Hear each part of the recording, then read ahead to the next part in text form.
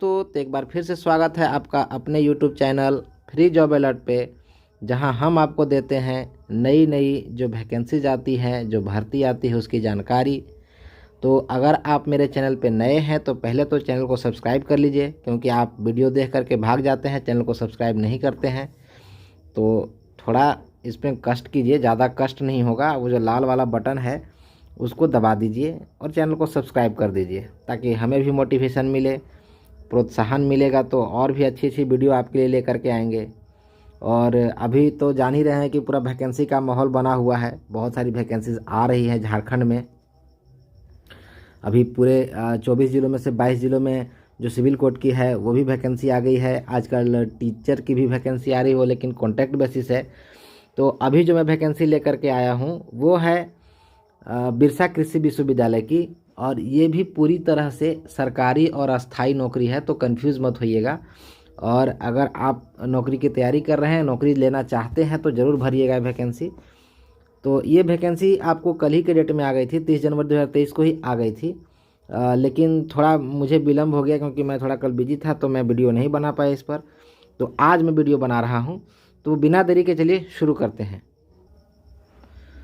तो जैसा कि आप देख पा रहे होंगे यहाँ दोस्तों, यहाँ पे आपका लिखा हुआ है कि बिरसा कृषि विश्वविद्यालय कांके रांची, और ये इसका यहाँ पे एडवर्टीजमेंट नंबर है। यहाँ पे ये पत्रांक संख्या है, ये पत्रांक संख्या है, सॉरी, ये पत्रांक संख्या है, और ये इसका एडवर्टीजमेंट नंबर है, विज्ञापन संख्या, और ये दिनांक है। और इसमें आप देख पा रहे होंगे कि बिरसा कृषि विश्वविद्यालय कांके रांची अपने अधीन स्वीकृत विभिन्न चतुर्थ वर्गीय संवर्गीय रिक्त पदों पर सीधी नियुक्ति हेतु योग्य उम्मीदवारों से विहित पत्र में स्वहस्तलिखित आवेदन आमंत्रित करती है। तो ये भी मुझे लगता है एकदम कम्प्लीटली ऑफलाइन वैकेंसी है, और ग्रुप डी की वैकेंसी है। जिस तरह से ये जो सिविल कोर्ट में आ रही है ग्रुप डी की वैकेंसी, कुछ उसी तरह की वैकेंसी है। तो इसमें कितने तरह के पोस्ट हैं वो मैं आपको दिखा दे रहा हूँ कि यहाँ पे इसमें कुल 12 तरह के पोस्ट हैं दोस्तों। यहाँ पे देख पा रहे होंगे सीरियल नंबर 12 तक है। और सबसे ज़्यादा जो वैकेंसी है इसमें वो आप यहाँ पे देख पा रहे होंगे मैसेंजर आदेशपाल की 40 वैकेंसी है। लेकिन काफ़ी अच्छे संख्या में ये वैकेंसी है। कुल मिलाकर के यहाँ पे देखेंगे तो 134 वैकेंसीज़ हैं, अलग अलग हैं। तो यहाँ पे जो वैकेंसीज़ हैं वो मैं आपको दिखा दे रहा हूँ कि कौन कौन सी हैं, वो पहले मैं बता दे रहा हूँ। बाकी सीटों का बंटवारा तो कैटेगरी वाइज हो ही जाता है, वो आप बाद में भी इसका PDF से देख सकते हैं। जैसे एक पहला नंबर में आप यहाँ पर देख पा रहे होंगे कि एक मैसेंजर आदेशपाल का है, दूसरा है प्रयोगशाला सेवक, तीसरा है मालिश या सरदार माली, चौथा है स्वीपर, पांचवा प्लम्बर। तो ये ITI वालों के लिए मुझे लगता है यहाँ पे ज़रूरत पड़ेगी।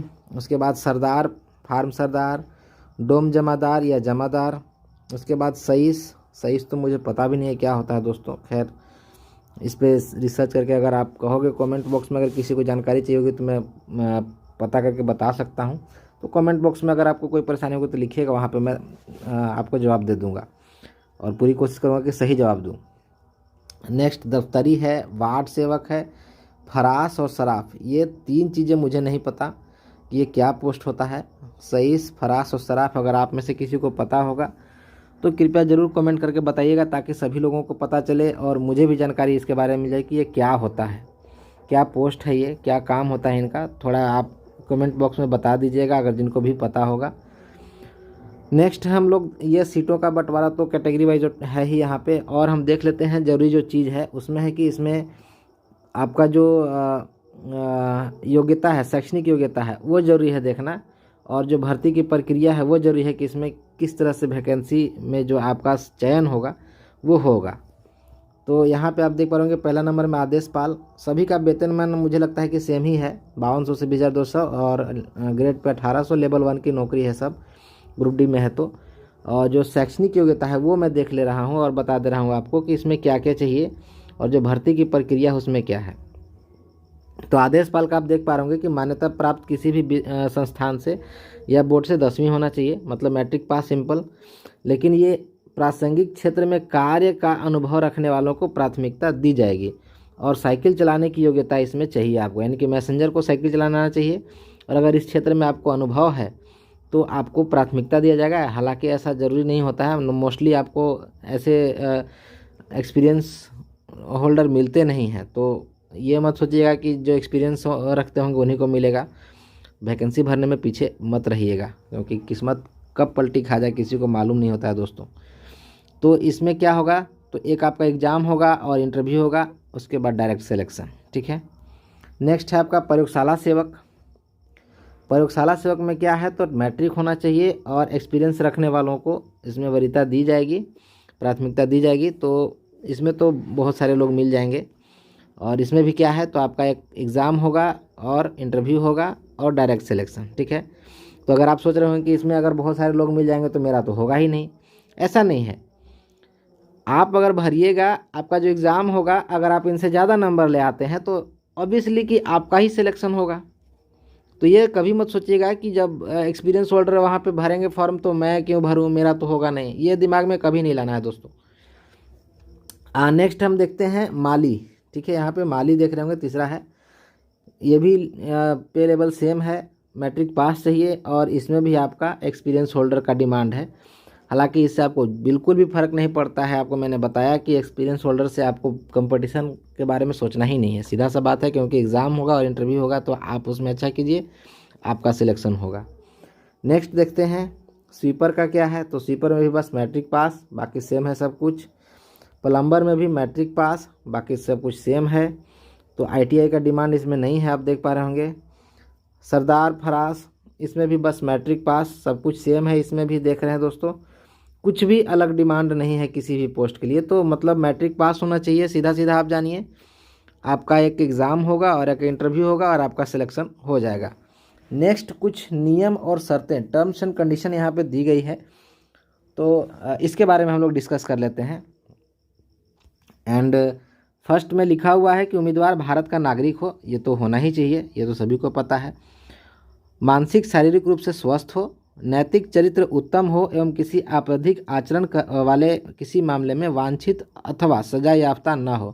कोई केस मुकदमा नहीं होना चाहिए, आपका कैरेक्टर ठीक होना चाहिए और आप मानसिक रूप से शारीरिक रूप से स्वस्थ होने चाहिए। भारत के नागरिक तो होने ही चाहिए, जाहिर सी बात है।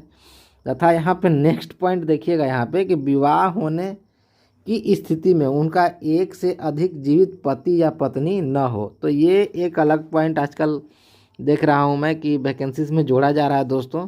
तो अगर किसी का शादी हुआ है और अभी 2 शादी हुआ है तो वो एलिजिबल नहीं होंगे, फिर उनको छुपाना पड़ेगा ये सब। नेक्स्ट पॉइंट में देख रहा हूँ मैं, तो बता दूं कि अनुसूचित जाति जनजाति, पिछड़ा वर्ग, अत्यंत पिछड़ा वर्ग, दिव्यांग एवं आर्थिक रूप से कमजोर वर्ग पर झारखंड सरकार द्वारा मान्य एवं निर्धारित अद्यतन आरक्षण नियम लागू होंगे। मतलब जो भी आपका जो कैटेगरी वाइज जो रिजर्वेशन होता है वो आपको अप्लाई होगा यहाँ पे, उसमें कोई कटौती नहीं की गई है। नेक्स्ट है कि आरक्षण का दावा करने वाले उम्मीदवारों का आरक्षण संबंधी प्रमाण पत्र नियुक्ति हेतु झारखंड राज्य सरकार के नियमानुसार सक्षम प्राधिकार द्वारा निर्गत होना चाहिए। मतलब अगर आप रिजर्वेशन कैटेगरी से बिलोंग करते हैं तो आपके पास कैटेगरी सर्टिफिकेट होना चाहिए, कास्ट सर्टिफिकेट होना चाहिए।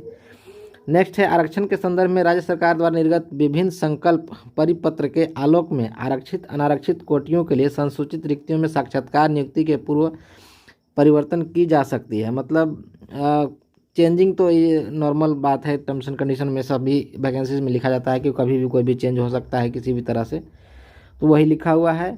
उसके बाद है झारखंड राज्य सरकार के नियमानुसार महिलाओं को 5% एवं दिव्यांगों को 4% के संदर्भ में नियमानुसार 36 आरक्षण का लाभ होगा। तो ये महिलाओं को और दिव्यांग लोगों को 5% और 4% का जो अलग से रिजर्वेशन है उसके बारे में बात की गई है दोस्तों।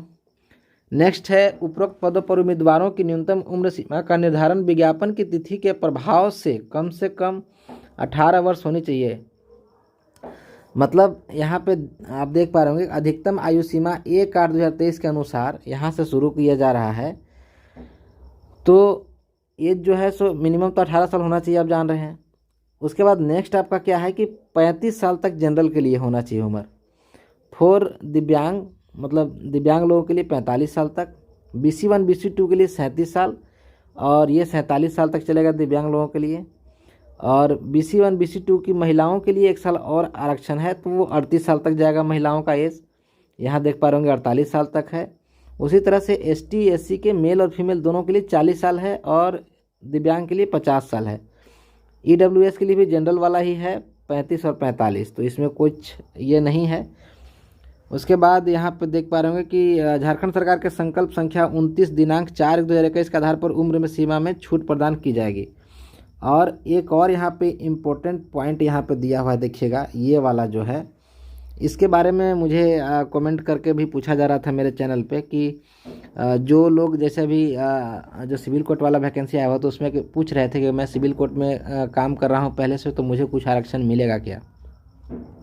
तो यहाँ पे देखिए एक नोट बनाया हुआ है इसमें कि वैसे अभ्यर्थी जो बिरसा कृषि विश्वविद्यालय में कार्य करने का वैध अनुभव रखते हों उन्हें अनुभव प्रमाण पत्र के आधार पर उम्र सीमा में छूट प्रदान की जाएगी एवं अनुभव के आधार पर चयन प्रक्रिया में अतिरिक्त अंक प्रदान किया जाएगा। ये सिर्फ इस वैकेंसी के लिए है, जबकि सिविल कोर्ट में ऐसा नहीं कुछ लिखा हुआ था। तो जो कैंडिडेट जिन्होंने मुझसे पूछा था उनको मैंने हालांकि उसमें जवाब दे दिया था।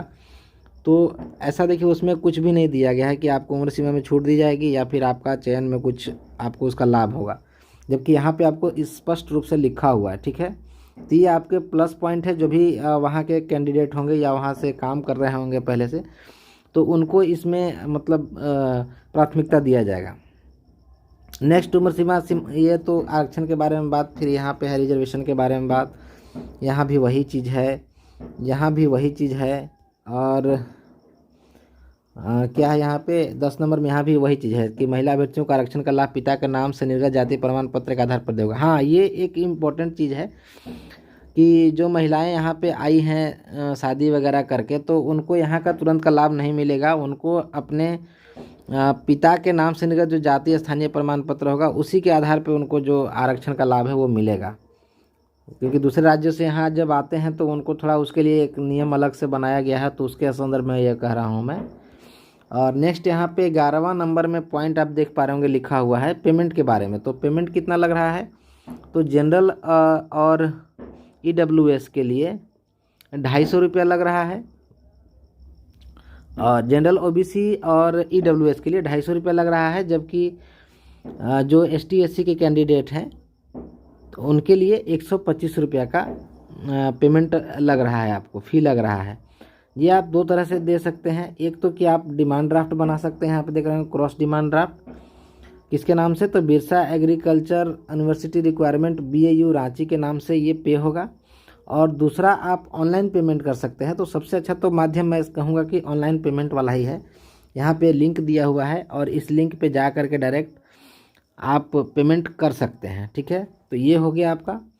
और जो नेक्स्ट पॉइंट आपका जरूरी है वो 12 नंबर में देख पा रहे होंगे, यहाँ पे लिखा हुआ है कि योग्य एवं इच्छुक उम्मीदवार अपना आवेदन पत्र संलग्न अनुलग्नकों के साथ शैक्षणिक प्रमाण पत्र, अन्य वांछित योग्यता अर्हता से संबंधित प्रमाण पत्र, अनुभव प्रमाण पत्र, जाति एवं स्थानीय प्रमाण पत्र की स्व अभिप्रमाणित प्रति एवं मूल डिमांड ड्राफ्ट या ऑनलाइन पेमेंट रिसिप्ट। ठीक है, जो भी आप डॉक्यूमेंट उसमें अटैच कर रहे हैं एप्लीकेशन के साथ, वो सारा आपका सेल्फ अटेस्टेड होना चाहिए। दिमाग में रखिएगा ये चीज़ को, उसके बाद ही उसको आगे अप्लाई कीजिएगा।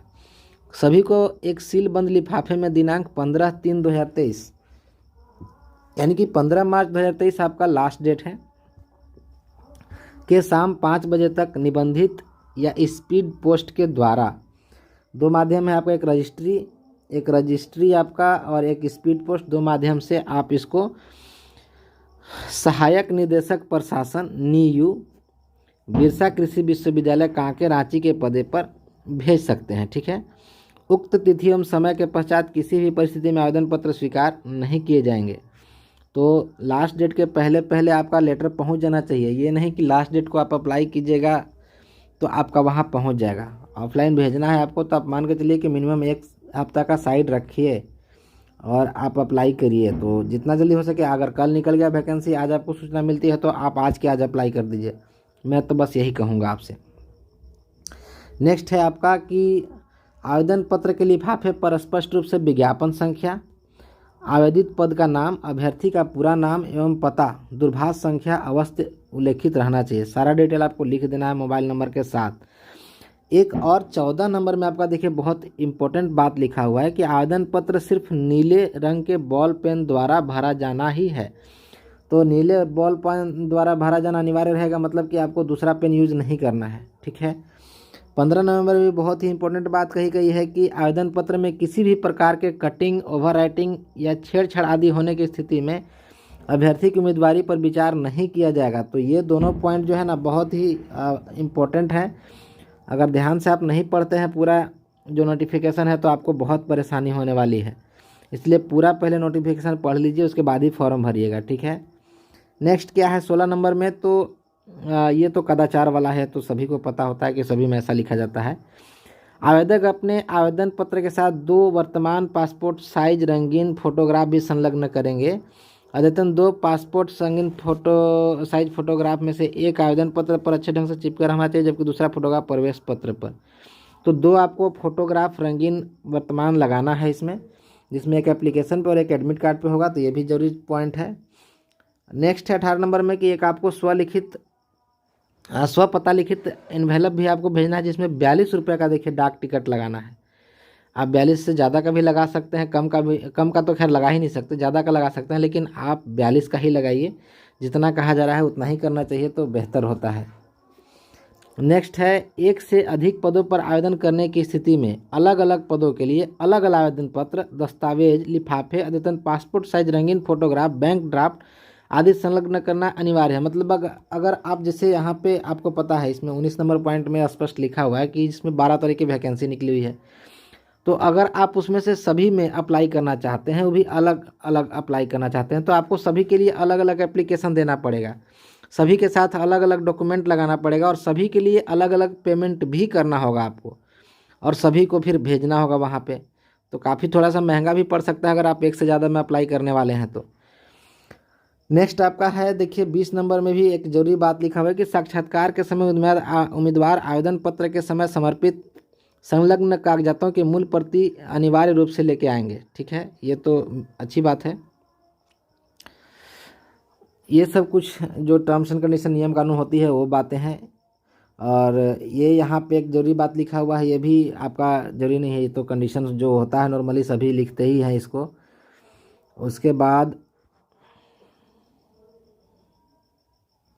हाँ, एक बाकी सब देखिए नॉर्मल चीज़ है, जो टर्म्स एंड कंडीशन सभी नौकरी वालों में लिखा जाता है वही है। 24 नंबर में एक चीज़ लिखा हुआ है कि चयन हेतु अभ्यर्थी द्वारा किसी भी प्रकार के किए गए राजनीतिक, प्रशासनिक दबाव, प्रलोभन आदि को विश्वविद्यालय स्वीकार नहीं करेगा, साथ ही संबंधित अभ्यर्थी की उम्मीदवारी को रद्द किया जाएगा। तो ये सेटिंग के बारे में बोला गया है कि अगर आप किसी तरह का सेटिंग करते हैं तो आपको इसमें निकाल दिया जाएगा, सीधा सीधा आपकी उम्मीदवारी को रद्द कर दिया जाएगा। लेकिन आपको सभी को पता है, जिसका तो पहुंच होता है उतना वो तो कर ही लेते हैं। खैर उसमें हम लोगों को नहीं पढ़ना है। तो ये वैकेंसी के बारे में पूरी जानकारी थी। मुझे लगता है कि मैंने आपको सारी चीज़ें बता दी हैं। अगर कुछ छूट रहा होगा और आपको उसमें रुचि है जानने के लिए कि हाँ ये चीज़ आपने नहीं बताया, तो आप कमेंट बॉक्स में नीचे मुझसे पूछ सकते हैं। मैं आपकी पूरी सहायता करूँगा और जवाब देने की कोशिश करूँगा। और बाकी यहीं पे समाप्त करता हूँ। ये वीडियो बहुत लंबा हो गया है। Thank you. जय हिंद।